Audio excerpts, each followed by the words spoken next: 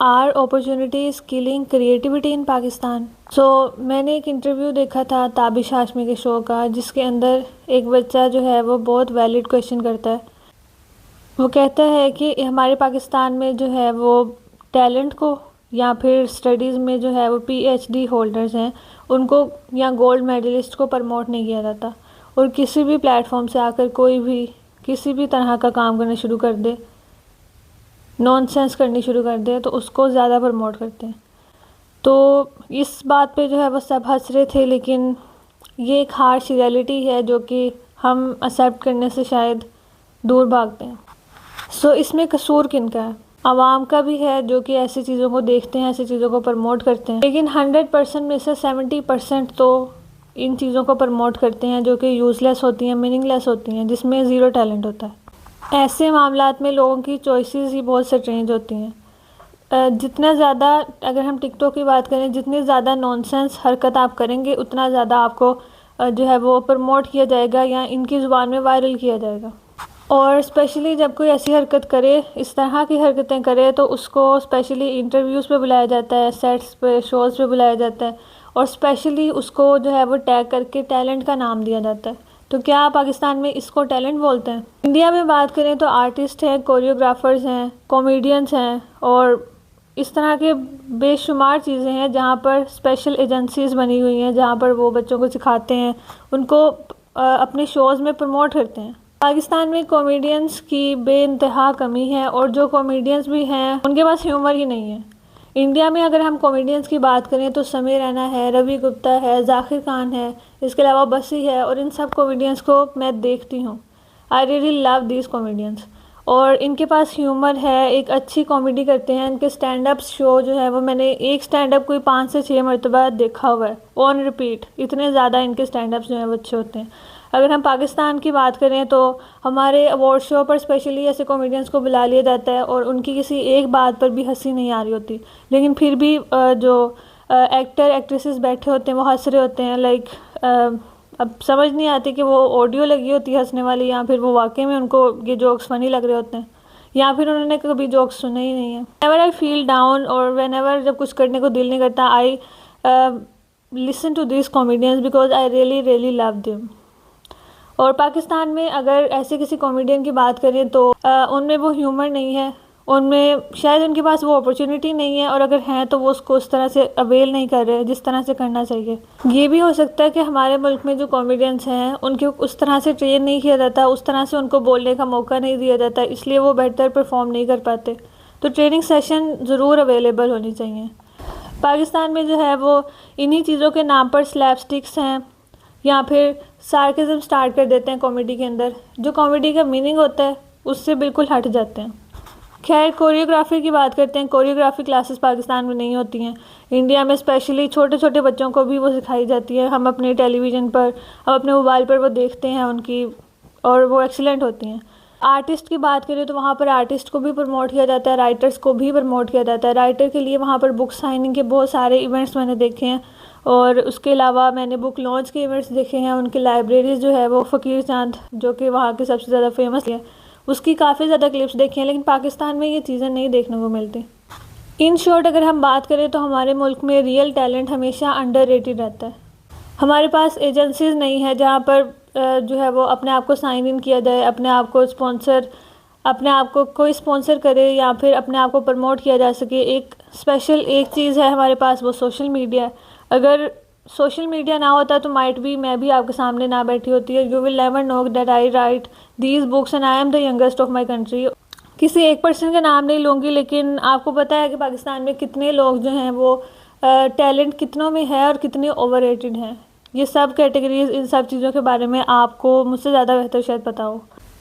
इतने सारे लोग जो कि ओवररेटेड हैं और उनके पास ज़ीरो टैलेंट है, इसकी एक पूरी लिस्ट हम बना सकते हैं, क्योंकि ये सब ही हमारे मुल्क में भरे पड़े हैं। रियल टैलेंट हमेशा नीचे ही रह जाता है। यूट्यूब की बात करें तो थंबनेल से ही पता चल जाता है कि यूज़लेस वीडियो है, लेकिन फिर भी मिलियंस ऑफ लोग उस वीडियो को, मिलियन में लोग उस वीडियो को देखते हैं। फेस रिवील हो गया, किसी का रूम टूर हो गया, इस पर मिलियंस ऑफ व्यूज़ आते हैं। जो कि आप इसको इंटरेस्टिंग कैसे समझ रहे हैं, ये सबसे ज़्यादा इम्पोर्टेंट बात है। Why are people clicking on that video? जिसमें आपका फेस रिवील करवाया जा रहा है, like you are so interested in the face reveal of such a person. So आपके पास देखने के लिए यही आपको चीज़ इंटरेस्टिंग लगी थी।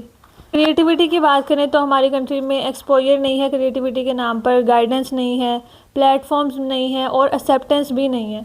चाहे वो कॉमेडियंस हो, अब might be there are much better comedian in Pakistan, लेकिन उनको उस तरह से एक्सपोजर नहीं मिलता।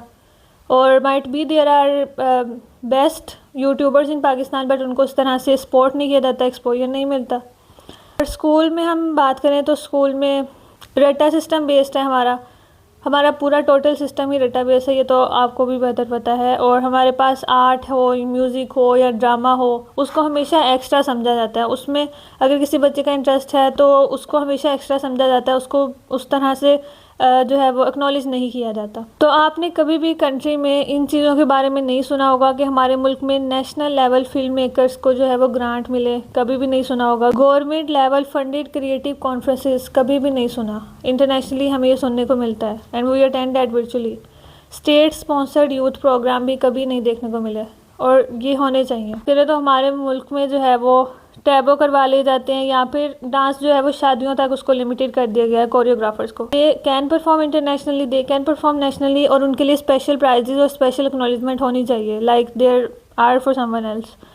टैलेंट जो है वो लोगों के अंदर होता है, लेकिन मसला वही आ जाता है, ट्रेनिंग नहीं है, प्लेटफॉर्म्स नहीं है, गाइडेंस नहीं है, और ये सब होनी चाहिए, एजेंसीज की फॉर्म में होनी चाहिए। अगर हम एक पॉइंट को देखते हुए लाइक फॉर अ कॉमेडियन अगर हम एक एजेंसी क्रिएट कर देते हैं तो बहुत सारे लोग निकल के आते हैं और फिर समझ आती है कि कंट्री में वाकई में टैलेंटेड लोग हैं। फिर कंपैरिजन की बात करते हैं, जब ये सब चीज़ें अवेलेबल नहीं होती, ना आपके पास कोई ट्रेनिंग सेशन है, ना आपके पास कोई प्लेटफॉर्म है, देन फिर आपको कंपैरिजन स्टार्ट हो जाता है इंटरनेशनल डांसर्स के साथ, इंटरनेशनल सिंगर्स के साथ, कॉमेडियंस के साथ, राइटर्स के साथ, आर्टिस्ट के साथ। पाकिस्तान आइडल्स जो है वो स्टार्ट किया गया पाकिस्तान में, उसके ऊपर भी बहुत सारे लोग क्रिटिसिज्म स्टार्ट कर रहे हैं। कुछ ना होने से बेहतर कुछ है, लेकिन फिर भी उस पर भी लोग क्रिटिसिज्म कर रहे हैं। सो रूट प्रॉब्लम क्या है इन सब चीज़ों का, कि हमारे मुल्क में अपॉर्चुनिटीज़ नहीं है, क्रिएटिविटी ज़्यादा है और ओवररेटेड लोगों को ज़्यादा लोगों को ज़्यादा ओवररेटेड किया जाता है जिनके पास ज़ीरो टैलेंट है, और जो टैलेंटेड पीपल है वो हमेशा अंडररेटेड ही रहते हैं, ज़्यादातर अंडररेटेड रहते हैं। सबसे पहले तो क्रिएटिविटी को रिस्पेक्ट नहीं मिलती, टाइम नहीं मिलता और अपॉर्चुनिटीज़ नहीं मिलती। If someone is doing something creative तो उसको एक साइड हसल समझा जाता है, उसको एक साइड हॉबी समझा जाता है। अगर बच्चों को स्कूल के अंदर एक रट्टा सिस्टम पसंद नहीं आ रहा है and if they are interesting into an art, into the music, into the their dreams, तो उसको जो है वो डिफरेंट माइंडसेट दे दिया जाता है, उसको एक लेबल, एक टैग दे दिया जाता है जो कि कम्प्लीटली रॉन्ग है।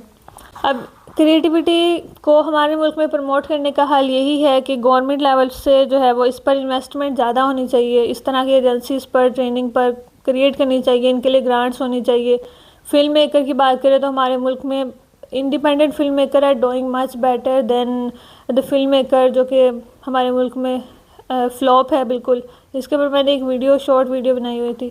हमेशा से शॉर्ट फिल्म मेकिंग वीडियो मैंने देखी हैं यूट्यूब पर and I actually love them rather than the long videos जो कि बिल्कुल एक ड्रामा टाइप हमारे मुल्क में बनाई जाती हैं। गवर्नमेंट के लिए इसके लिए हल ये है कि they should invest in the creativity side पर, यूथ साइड पर उनको इन्वेस्ट करना चाहिए for the agencies, for the platform, for the training of students.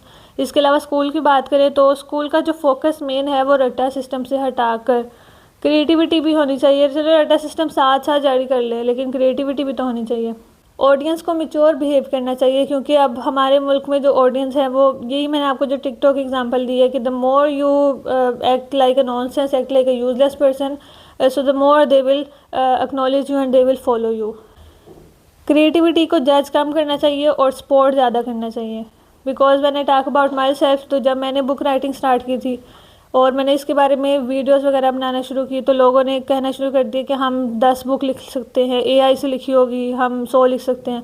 तो मेरा उनको सिर्फ यही जवाब था कि आप एआई से लिख दें, मतलब अगर आपको इतना लगता है कि आप लिख सकते हैं तो लिखे फिर, क्योंकि they are so lazy that वो एआई से भी नहीं लिख सकते।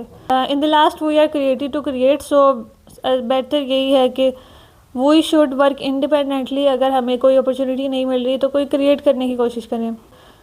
आई होप के सिस्टम में कभी ना कभी तो चेंज आएगा। So this is the end of the video. Till the next video, bye bye.